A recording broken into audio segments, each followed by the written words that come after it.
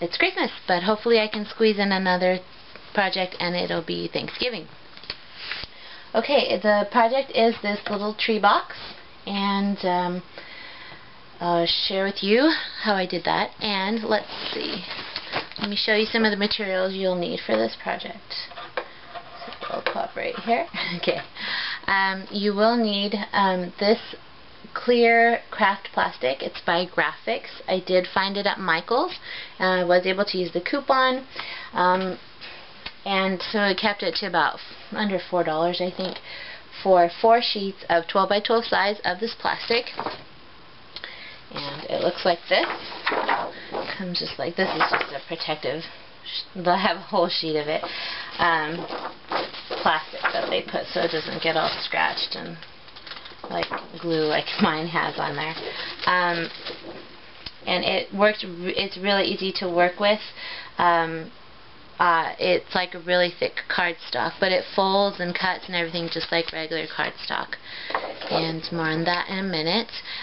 You will need some like acrylic paint or some cardstock or something to add color to your project. I decided to use acrylic paint just because I have it and I've never really used it, so I wanted to break that out a little bit.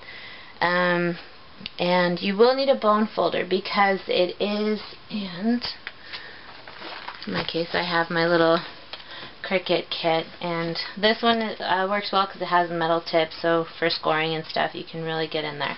But you will need one of these because you want to make sure you can get enough pressure on there to get a nice crisp clear fold. And you will need some cardstock for the front of it. There are a lot of ways you can use this. We'll talk about that in a minute. But I decided to use some red foil cardstock, and I cut that on the front and just adhered that onto the front. If you do choose to use an intricate design like this, I would recommend using one of these. And this is just a little Xyron machine. And it works really well because to get into these little swirls and stuff can be a little bit messy with the glue, so you might want to use one of the drier glues, not one of the white glues. It might smush out, zip dry, something like that. But if you have a Xyron, it's really easy. You just slide it on through, crank it out, and it turns anything you put in there into a sticker. So it doesn't put adhesive on any of these spaces, just on the cardstock itself. So it makes it really easy to apply an intricate design. Let's see, and you will also need some ribbon for the bottom. And if you're going to use it as a treat box like I am, you want to also grab some things for a filler. I use some red and green Skittles just to put on the inside and make it fun. And that is the materials you'll need. And now, let's see, on to the details. I used the Tags, Bags, Boxes and More cartridge, and also the Christmas Noel cartridge. It's the tree box shape on page 127 of your manual. And coming in front here. Let's see. I don't have the tags and bags out.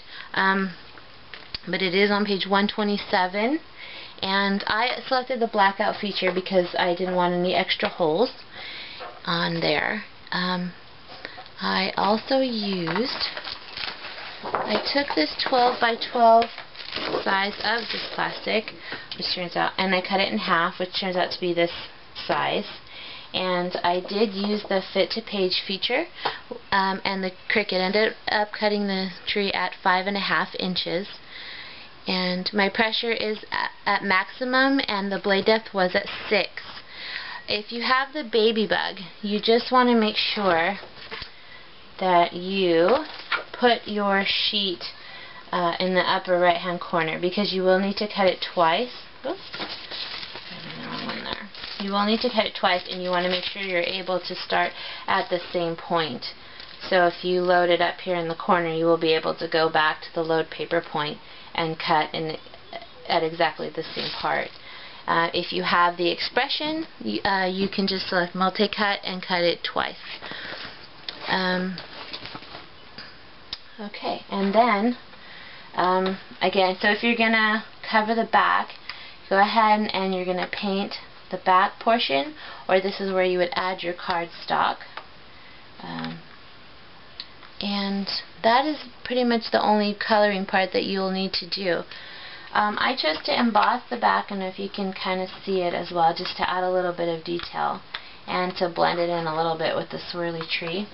If you haven't had one of these or seen one of these, it's the Cuttlebug, and it's really simple to use. It comes with it comes with 4 plates. For embossing, you will need just 3 of them, the A, B, and B plates.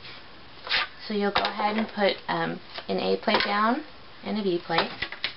You will also need to choose an embossing folder, and they come like this, and they're really easy to use.